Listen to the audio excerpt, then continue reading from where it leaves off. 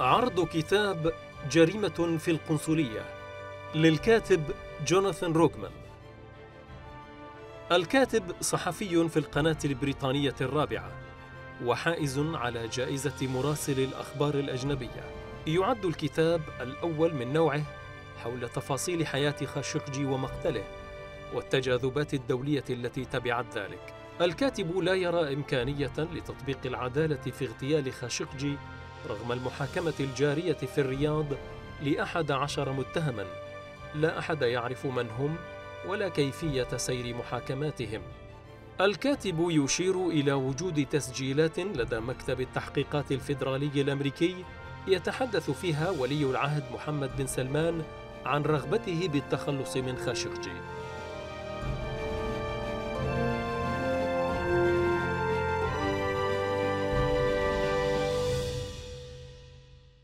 I'm very happy to be talking to you today about my book, The Killing in the Consulate, which tells the story of the murder of Jamal Khashoggi, the Saudi journalist, on the 2nd of October 2018, so 6 years ago.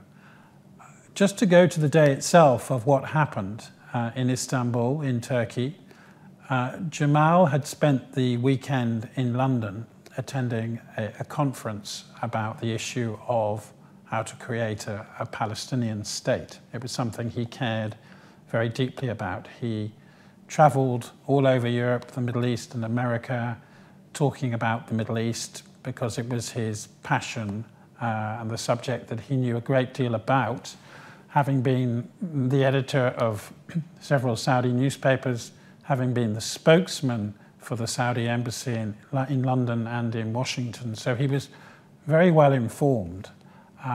He has been accused by some of being a puppet of the Saudi government in the sense that he was employed by them, he was close to Saudi intelligence, no doubt about that. But I think the elder he became, the more independent-minded he became as well, and he was fundamentally a very good journalist, an inquiring mind who wanted to know why things were the way they are, and he wanted to challenge authority, including the Saudi government. The problem he had, in essence, was that he failed to survive the transition from one Saudi monarch to another. So King Abdullah died in early 2015 and was replaced by his brother King Salman in Saudi Arabia. And Jamal Khashoggi had always hitched his wagon, if that's the phrase I can use, to an accommodating prince, a sponsor, somebody who could look after him, somebody who could help get him a job. And when there was a new king and a new royal court as a result in Saudi Arabia, he lost his footing along with other officials in the Saudi kingdom. And it coincided, I think, with a growing awareness, as far as Jamal was concerned, of his belief in constitutional monarchy rather than absolute monarchy. He had lived through the Arab Spring revolutions in 2011. He was a passionate supporter of them. He had a background either in the Muslim Brotherhood or connected with the Muslim Brotherhood in Saudi Arabia. He believed in the principle of a political Islam being a solution to the problems of many Arab and Muslim countries. And that, of course, was considered dangerous by the rulers in Saudi Arabia who outlawed the Muslim Brotherhood. And I think that Jamal had become rather too outspoken for his own good. He appeared on Al Jazeera television, for example, in Qatar frequently, and that made him an enemy of the Saudi Crown Prince, who only a few years later would impose an economic blockade on Qatar, accusing it of sponsoring terrorism, harboring the Muslim Brotherhood, broadcasting unhelpful television programs from Al Jazeera. So the context in which Jamal was killed was one of him being disassociated from the royal court. He'd actually been banned from broadcasting and writing after attending a conference in Washington in 2016, just as Donald Trump had been elected president of the United States. And the Saudis could no longer tolerate him being the sort of unofficial spokesman, the interpreter of what the Saudi kingdom believed and what views it held on the world stage. So he was banned from speaking. He had a whole history of being sacked from Saudi newspapers for overstepping the mark. He founded a TV station in Bahrain, which shut down very, very quickly because the Bahrainis didn't like one of the guests who'd been invited onto the show. So he had this history of sort of overstepping the mark, I think. And he fled to Washington with a suitcase. He couldn't bear being silenced, being stopped from being a journalist. And he went to his flat that he kept on in the state of Virginia, very near Washington, D.C. And he started writing for the Washington Post. He wrote 20 columns for them. He wasn't paid very much. It was about $500 a time. And in those columns, he voiced his criticism of MBS, the Saudi crown prince. For example, when MBS had hundreds of Saudi businessmen and princes locked up in the Ritz-Carlton Hotel in Riyadh in 2017, Jamal wrote an article likening the Saudi crown prince's actions to those of Vladimir Putin. He also criticized the imprisonment of women who had campaigned for the right to drive, something Jamal felt very strongly about. After all, he had studied in the West at Indiana State University in America. He'd been exposed to Western ideas.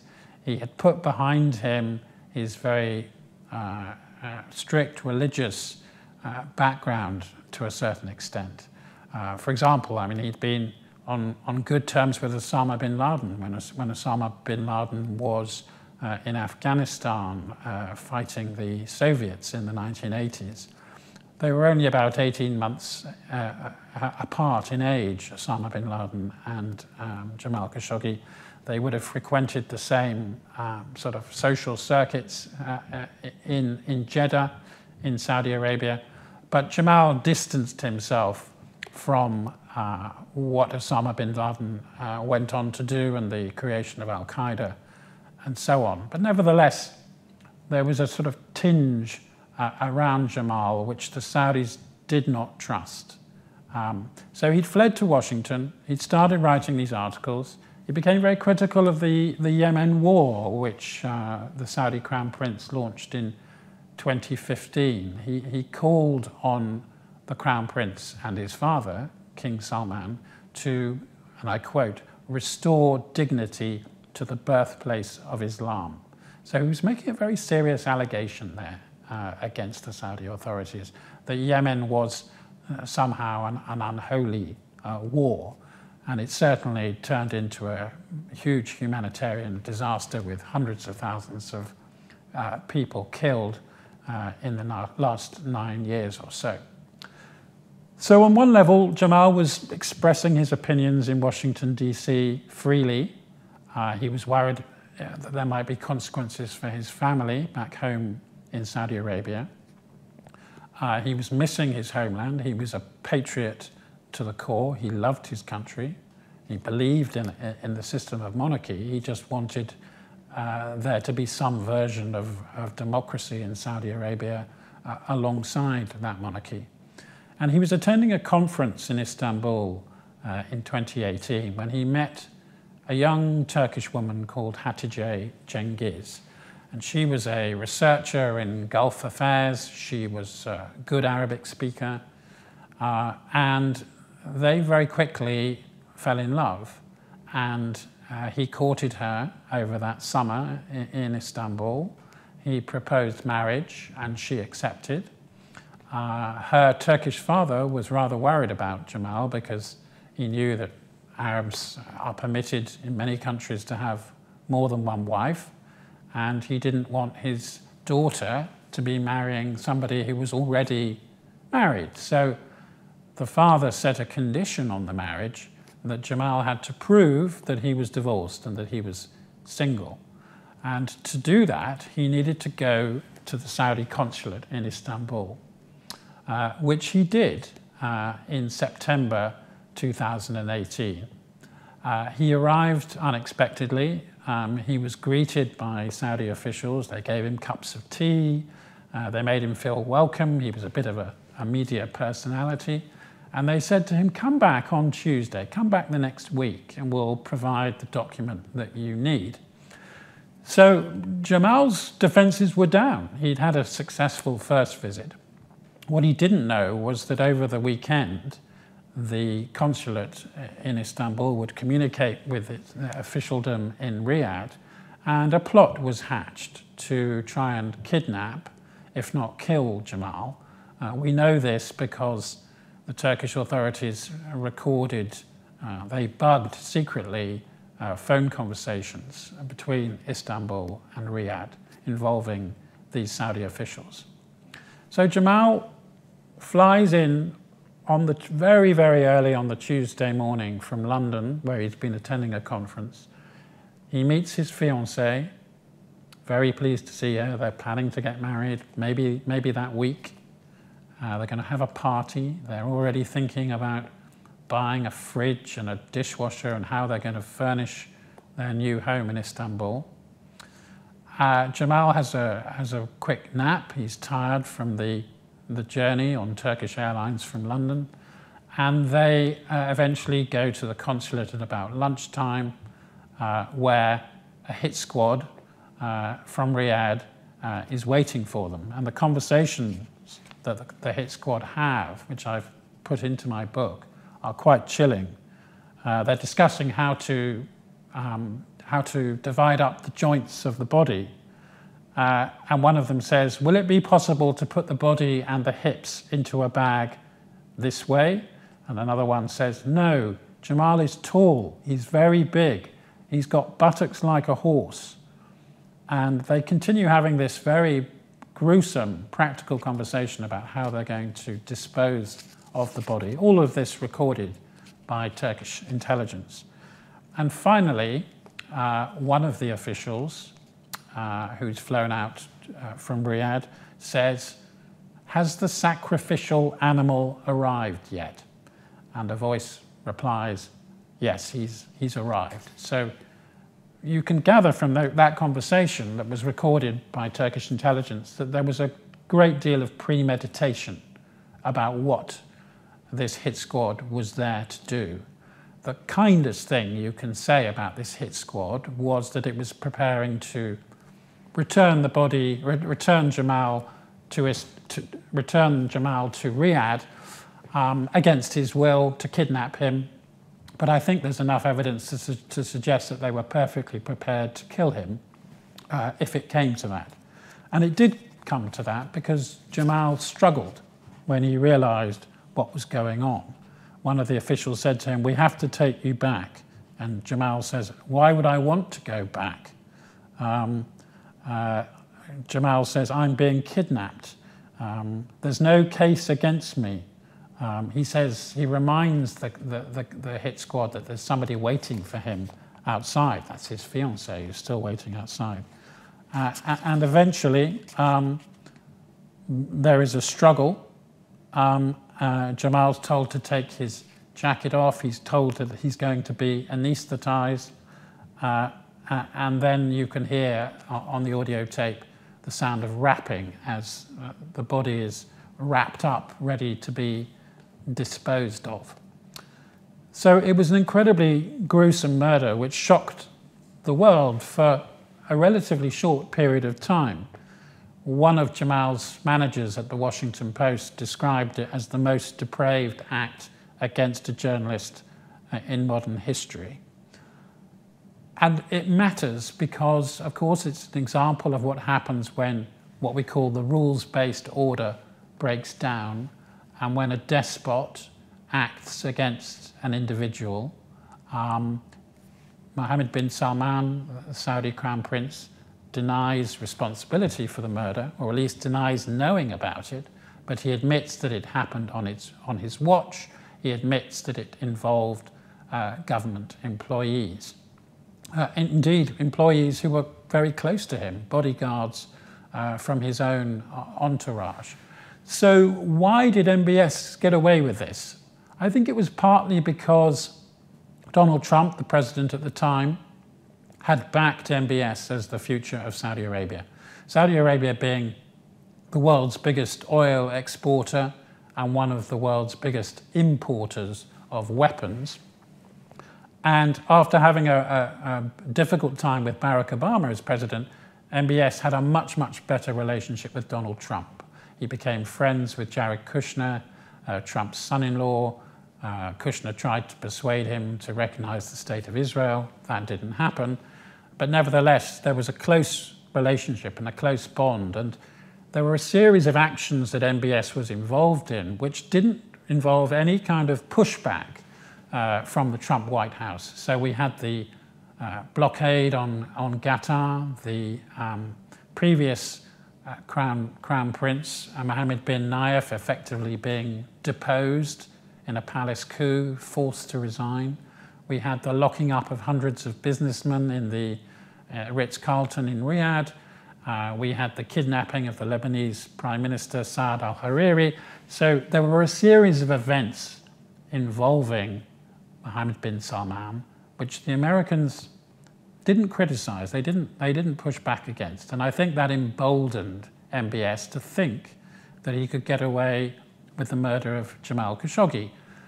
And I think he was also taking as his role model Vladimir Putin, who only 6 months before the Khashoggi murder had sent 2 intelligence officers to Salisbury in England to attempt to kill a Russian double agent named Sergei Skripal.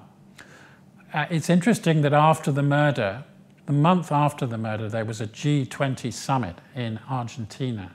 And there's footage, TV footage of Vladimir Putin high-fiving MBS. It was, it was almost congratulating him on what he'd done. If you look at the photographs of the G20 leaders from that summit, MBS is right on the edge. He's literally been excluded. He's the bad boy. He's on the naughty step, if you like. But if you look at the next G20 summit in Hokkaido in Japan, MBS is right in the middle of the photo of world leaders next to Donald Trump, which shows how quickly he was rehabilitated. I think that the Americans didn't want to build a case against the son of the Saudi king, the man who was likely to rule the Saudi kingdom for the next 50 years, if he wasn't assassinated, assuming he survived, assuming there wasn't a family palace coup against him or a terrorist attack on him. And so there was a disinclination to take action, even though there was intelligence suggesting that the Crown Prince, at the very least, knew what was going on. You then had a switch of American president to Joe Biden. And Biden had campaigned to be president, saying he would make Saudi Arabia the pariah, was the word he used, the pariah that it should be on the world stage, and that he would publish the intelligence on the murder of Jamal Khashoggi. And he did publish that intelligence, which reached the conclusion that the Crown Prince had such huge amount of control over the security and intelligence agencies that it was inconceivable, really, to think that he had not at least ordered an operation to either capture or kill Jamal Khashoggi. So at that point, of course, relations between America and Saudi Arabia took a real dip because President Biden had called MBS out.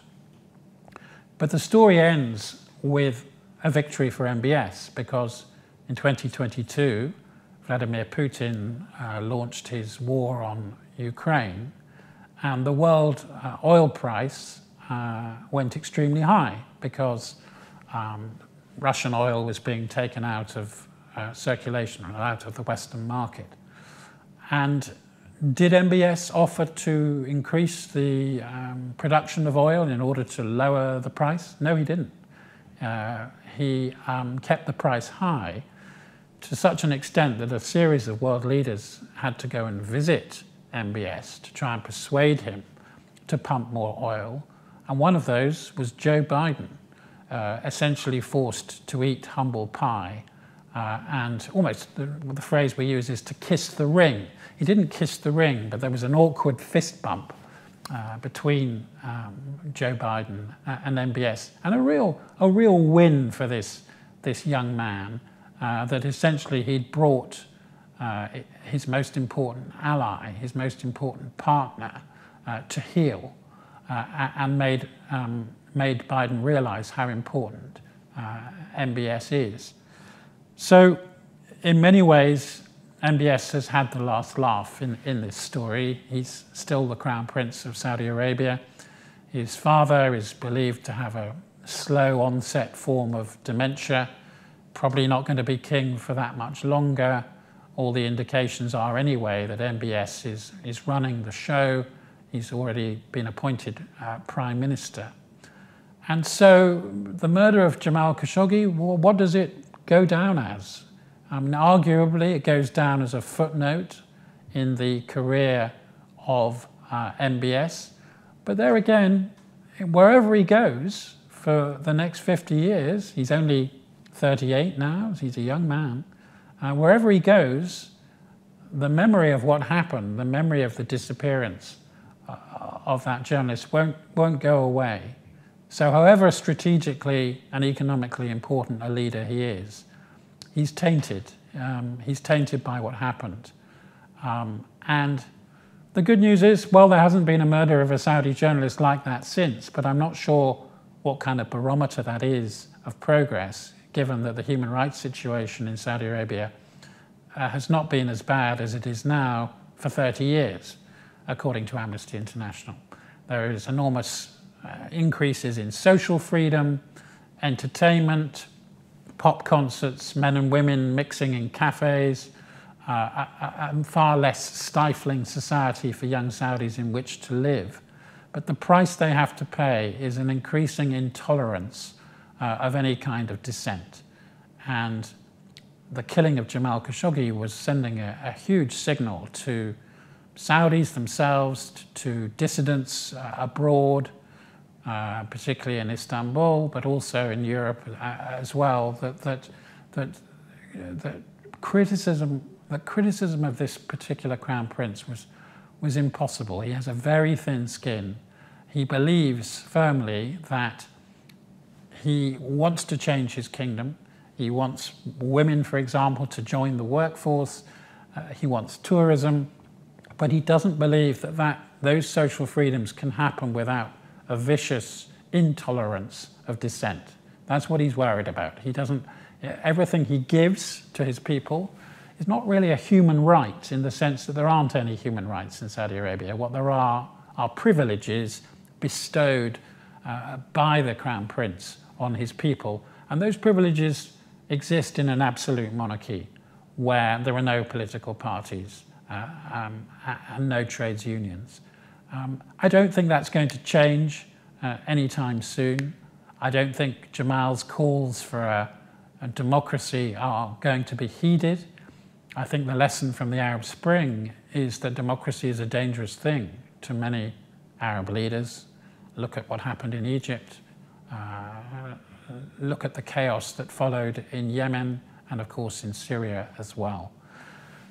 So we now exist with an absolute monarch who will rule the kingdom perhaps for the next 50 years.